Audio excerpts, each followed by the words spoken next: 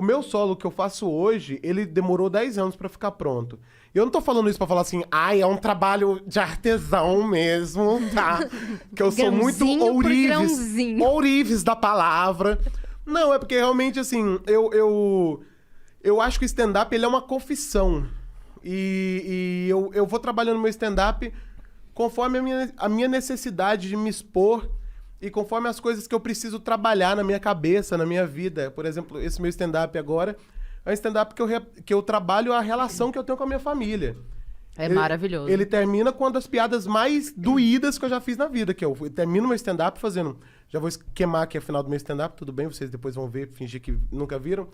Eu termino meu stand-up contando que a minha mãe, uns anos atrás, me contou que tinha tentado me abortar. Minha mãe chegou pra mim e falou...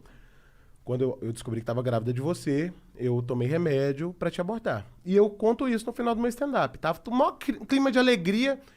Eu quebro e digo, minha mãe me contou isso, que tentou me abortar. E desde esse dia, eu tenho muito comigo aquele ditado. O que não mata, engorda.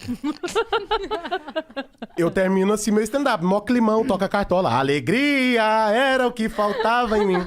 Então, o meu stand-up é muito nesse lugar da confissão e do que eu quero dizer sobre mim, do que eu quero dizer sobre a minha história. Enfim, por isso o meu texto dessa época era um texto ainda também falando sobre Palmas, falando sobre como Palmas era uma cidade que não era cosmopolita, era uma cidade de interior. Ainda falando sobre como as pessoas achavam que Palmas era. Eu falava muito sobre isso, assim. Não sei se já falava sobre a minha família, não sei. Mas assim... Você tinha um texto que falava sobre de ser pobre, o fantasma na casa do pobre? Não. Esses são depois? São textos mais... são textos de, sei lá, uns 7 anos pra cá, assim. Nessa época, não. Nessa época eu falava muito sobre Palmas.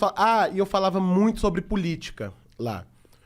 Falava muito. Tanto que o Edinho do Avia muito fazer show com a gente e ele falava assim, o Paulo só vai descansar quando ele for assassinado no Tocantins e virar um Marte da comédia. Tipo assim, um Marte...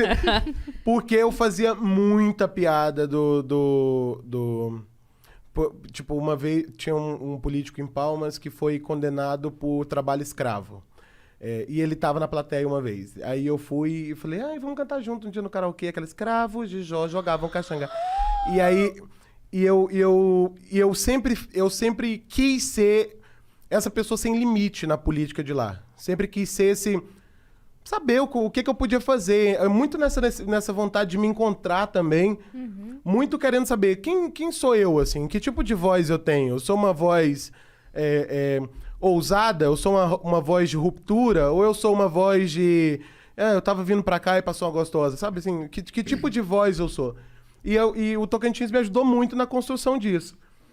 E a cena de São Paulo não sabia que eu existia, só que como eu ia levando comediantes pra lá pra fazer show com a gente, a galera começou a voltar e a falar bem de mim aqui em São Paulo.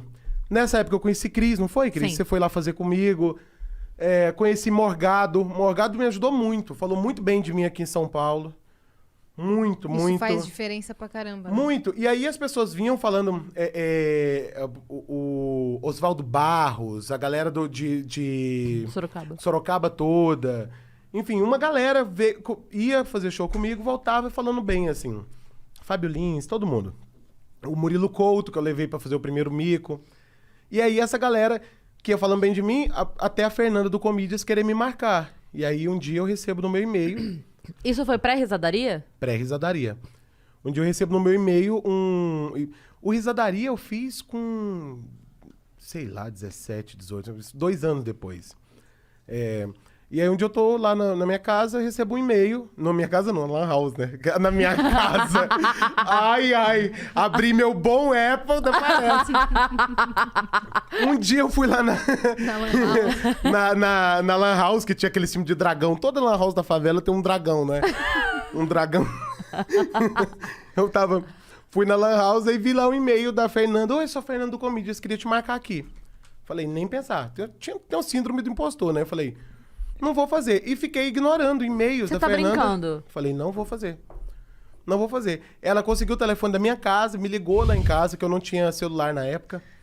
Ela ligou lá em casa, meu pai falou, não, aqui a gente faz salgado, não tem... Não, é que eu quero falar com o Paulo, deixou um recado. E eu ignorando ela, falei, eu não vou, porque eu não tenho condições de estrear em São Paulo. Não tenho graça em São Paulo, tenho graça aqui. Não imagina ter graça em São Paulo. E aí, quando eu fui inscrito no Risadaria pelo Bruno, do meu grupo, ele falou assim, ei, gordinho, inscrevi todo mundo. E aí a gente eu fui passando. Quando eu vim pra final, no dia da final, quando eu desço do palco, a Fernanda pegou no meu braço e falou assim, por que você tá ignorando meus e-mails? Eu falei, olha, eu vou te explicar, porque eu sou uma pessoa que minha autoestima não é assim pra estar fazendo comedians. Minha autoestima, eu vou ficar lá no Tocantins e eu vou trabalhar isso lá. E aí o dia que eu me sentir pronto, que é eu nunca me sinto pronto pra nada. E aí o dia que eu me sentir pronto, eu venho. Ela falou, não, você vai fazer comedians. Eu falei, eu não tenho texto pra São Paulo, porque pra fazer comedians naquela época, você tinha que ter de 15 a 20 minutos. Né? Eu falei, eu não tenho, meu texto pra São Paulo é no máximo 10 minutos. Ela falou assim, pois eu vou te marcar, você vai fazendo 10, depois você faz 11, depois você faz 12. E eu comecei no Comedians assim, feed patrão. Porque com privilégios que ninguém tinha. Eu fiz 8 minutos no Comedians a primeira vez que eu fiz. Desci do palco. Depois, e ela começou a me marcar todo mês. E o Risadaria também me deu uma super força, que começou a me colocar em tudo, e eu me vi obrigado a vir pra São Paulo. E a estar na cena. Foi muito assim um conselho também que a Bibi Ferreira me deu uma vez. Eu tava montando Gota d'Água, que eu era ator sério. E eu tava montando Gota d'Água. Né? Chico Buarque? Chico Buarque. E Paulo Pontes. E aí eu fui falar com ela. Eu falei assim, Bibi, sei lá, eu tinha 14 anos. Falei, Bibi, eu quero muito ir pro Rio, tentar a vida de ator lá. E ela falou assim, fica aqui e cresça aqui. Quando você achar que não tem mais o que você fazer aqui, você vai. Deixa que o próprio mercado de lá, quando você se destacar aqui, vai te puxar. E foi meio que aconteceu, assim, o mercado de São Paulo me puxou da minha vida lá no Tocantins. E aí fiquei, né, aqui e lá, tudo que eu fazia aqui repercutia no Tocantins, o que era muito bom pra mim, porque me permitia ganhar dinheiro no Tocantins e gastar em São Paulo. Sim. Hoje eu tô fazendo o inverso. Mas era muito isso. Eu fazia no Comedians. Aí, sei lá, Verdun ia ver o show. Fazia uma foto, Jornal Tocantins. Tá lá, destaque. Verdun vai prestigiar Paulo Vieira em São Paulo. Sociedade Tocantinense. Meu Deus, que é isso? Mentira, ele foi pra ver outras pessoas. Tava lá. E aí... Ele passou na calçada e você puxou ele pra dentro.